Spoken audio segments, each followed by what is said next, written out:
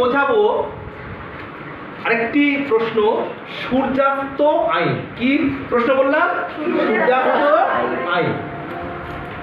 চিরস্থায়ী বন্দোবস্তের আরো একটি দিক ছিল সূর্যাস্ত আইন।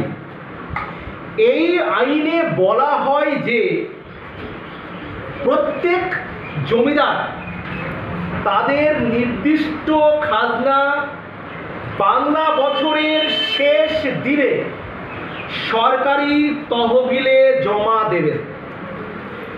যদি কোনো জমিদার বাংলা বছরের শেষ দিনে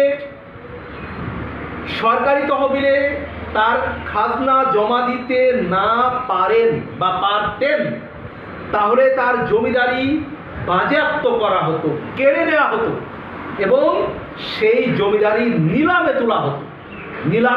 তোলা হতো। একেই বলা হয় সূর্যাস্ত আইন। অর্থাৎ সূর্য ডোবার আগে জমিদারের যে টাকা খাজনা সেটা সরকারি তহবিলে জমা করতে হবে বাংলা বছরের শেষ দিনে, সূর্য ডোবার আগে। না পারলে তার জমি কেড়ে নিয়ে, তার জমিদারি কেড়ে নিয়ে অন্য জায়গায় কাউকে নিলামে বিক্রি করে দেওয়া হতো। একেই বলা হয় সূর্যাস্ত আইন। আন্ডারস্টুড?